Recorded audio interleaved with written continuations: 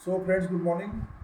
Today we are talking about Hindu Marriage Act 1955, that is called Family Law for LLB second semester. When we talk of family law and Hindu law, in Hindu law there are four acts. Number one, Hindu Marriage Act 1955. Number two, Adoption and Maintenance Act 1956. Number three, Minority and Guardianship Act 1956. Succession act, Hindu succession act 1956. इसमें जो Hindu Marriage act clear है. दूसरा, Hindu adoption and maintenance, adopt बच्चा किया जाएगा, maintenance का जो charge होता है. इधर माइनॉरिटी माने 18 साल से कम, एंड गार्डियनशिप एक्ट और सक्सेशन एक्ट. ठीक है जी, इसमें 4 एक्ट आएंगे. तो इसको हमारे मेहताब साहब ने आपके लिए बहुत अच्छा बनाया. आपका एग्ज़ाम है इसका LLB के सेकेंड सेमेस्टर का. प्लीज़ प्रॉपरली इसको देखिए और सुनिए. इसमें क्या क्या टॉपिक्स हैं, कौन से सेंटेंसेस हैं. मैं आपको बता दूं, एक सेक्शन 7 है हिंदू मैरिज एक्ट का. सेक्शन 7 को याद करने का है. उसमें प्रोसीजर है कि 7 फेरे लेने. तो 7 फेरे याद कर लो. 7 फेरे होते हैं, सेक्शन 7 है. इसी तरह से और भी सेक्शन है. कंजुगल राइट्स क्या है, सेपरेशन क्या है, डिवोर्स क्या है, तो इसमें क्या क्या पनिशमेंट है, मैरिज वैलिड मैरिज क्या है, वॉइडेबल मैरिज क्या है, वॉइड मैरिज क्या है, ये सारी चीज़ें. वॉइड का मतलब कानूनी तौर पे गलत, वॉइडेबल माने जो कानूनी तौर पे गलत साबित की जा सकती है. जुडिशल सेपरेशन क्या है, सेपरेशन माने जब किसी पति पत्नी में आपस में मनमुटाव हो जाए और वो डिवोर्स लेना चाहें तो सेपरेशन कहते हैं ना. तो इसके लिए आपको मेहताब साहब बताएंगे. मेहताब साहब प्लीज़ बताइए, आप बताने की कोशिश करिए कि इसको कैसे करें. बच्चों, जैसा कि LLB सेकंड सेमेस्टर में आपको हिंदू लॉ का एग्ज़ाम है, तो सबसे पहले हिंदू मैरिज एक्ट में हम ये देखेंगे कि हिंदू मैरिज एक्ट में कौन कौन से सेक्शन और कौन से टॉपिक एग्ज़ाम के पॉइंट ऑफ व्यू से बहुत इंपॉर्टेंट है. सबसे पहले आपका एक क्वेश्चन बनता है, हु इज़ हिंदू. हिंदू कौन है, तो आपको सेक्शन 2 के अकॉर्डिंग सेक्शन 2 आपको समझाना होगा. हिंदू मैरिज एक्ट में मिलेगा कि सेक्शन 2 में हिंदू किसे कहा गया जी, है ना. तो ठीक है. सेक्शन हिंदू मैं शॉर्ट में बता देता हूँ कि हिंदू बाय रिलीजन, जो धर्म से हिंदू है, या हिंदू जैसे by Sikh, by Buddhist, by Jain. तो जैन धर्म का मानने वाला व्यक्ति या बौद्ध धर्म को मानने वाला व्यक्ति, सिख धर्म को मानने वाला व्यक्ति भी हिंदू है. देखिए, मैं इसमें एक बात क्लैरिफाई करना चाहूँगा.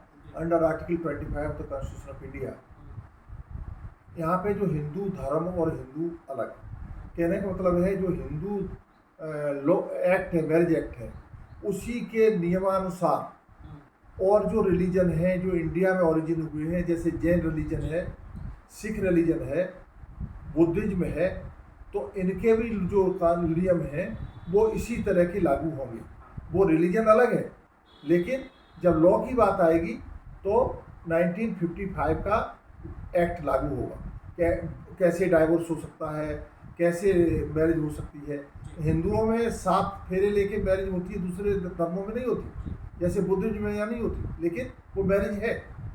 लेकिन कानून जो लागू होगा यानी एडॉप्शन पे या मैरिज की वॉइडेबिलिटी है, वॉइड तब होगा. ये इस पर्पज से ही हिंदू बताया जा रहा है कि हिंदू, इसलिए हिंदू बताया जा रहा है, हुई हिंदू, कि जो लोग जैसे जैन, सिख, बुद्धिस्ट, जो धर्म से जैनी है, बुद्धिस्ट है या सिख है, वो हिंदू माने जाएंगे. इसलिए हिंदू माने जाएंगे ताकि हिंदू लॉ के अंदर वो गवर्न हो सके. हिंदू केवल लॉ माना जाएगा, उनकी अपने रिलीजन अलग, आइडेंटिटी अलग. हाँ, हिंदू लॉ एप्लीकेबल होगा. इसके बाद इम्पोर्टेंट है कंडीशंस और हिंदू मैरिज. हिंदू मैरिज के लिए कौन सी वैध शर्तें होनी चाहिए, वैध शर्तें कौन कौन सी सेक्शन 5 में दी गई हैं. सबसे पहले कि जो वो मेल और फीमेल जो हैं, जो शादी करना चाह रहे हैं, वो पहले से ऑलरेडी विवाहित ना हो. पहली कंडीशन ये है.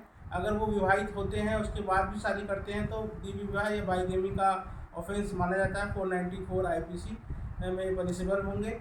इसी प्रकार से दोनों पर्सन शादी करते समय साउंड माइंड होने चाहिए, मेंटली कैपेबल होने चाहिए, और किसी प्रकार का प्रोहिबिटेड रिलेशनशिप ना हो, सपिंडा में नहीं आते. तो या एज की जो कंडीशन है कि 21 ईयर्स किसकी होनी चाहिए, लड़की की होनी चाहिए, और कम से कम 18 साल लड़की की उम्र होनी चाहिए. तो ये कुछ कंडीशंस हैं जो इसको आप सेक्शन 5 में अच्छी तरह पढ़ें, अच्छे से पढ़ेंगे. Hindu Marriage Act section 5 is very important to know what are the conditions for Hindu marriage. इसको आप जरूर पढ़े और ये आता है एग्जाम में। ये आएगा। हाँ, इसी तरह हिंदू की डेफिनेशन सेक्शन 2 में पढ़े। जी। हाँ, इसके बाद है रेस्ट्रिक्शन ऑफ कॉन्जुगल राइट्स, कि जैसे मान लीजिए पति पत्नी है और उनका जो दाम्पत्य जीवन है, जो जीवन उनको जीना चाहिए और किसी कारणवश बिना उचित कारण के या तो पति अलग रह रहा है या पत्नी अलग रह रही है, तो जो भी पार्टी उसमें विक्टिम है वो कोर्ट में एक एप्लीकेशन लगाती है कि साहब हमारे जो दाम्पत्य अधिकार है, जो वैवाहिक जीवन है, उनको स्थापित करने के लिए हम एप्लीकेशन लगा रहे हैं ताकि अपोजिट पार्टी को ये आदेश दिया जाए कि क्या नाम है हमारे साथ आके वो रहे। तो सेक्शन 9 में रेस्टिट्यूशन ऑफ कंजुगल राइट्स, शादी विवाहित जीवन का रेस्टिट्यूशन पुनः स्थापित करना, कोई डिस्टर्ब हो गया था। हाँ। तो सेक्शन 9 में दिया हुआ है। जी। सेक्शन 9 में बहुत डिटेल दिया और ध्यान रखिए ये जरूर आएगा ये। चाहे शॉर्ट नोट में आए चाहे आधे क्वेश्चन में आए। हाँ, तो अगर मान लीजिए जुडिशियल सेपरेशन, अगर मान लीजिए पत्नी बिना किसी कारण से रह रही है अलग पति से, तो पति एप्लीकेशन डाल सकता है, तो कोर्ट उससे पूछेगी क्या रीजन है। इसको अगर रीजन वो रीजनेबल, वो पढ़ लेंगे बच्चे, वो पढ़ लेंगे क्योंकि हमें कॉपी करना पड़ेगा। ठीक है। तो जुडिशियल सेपरेशन सेक्शन 10, जी, कैसे सेपरेशन हो सकता है, कोई क्या नहीं रहना चाहते तो उसकी कुछ कंडीशन है। जी। ठीक है जी। वॉइड मैरिज किसे कहा गया? सेक्शन 11।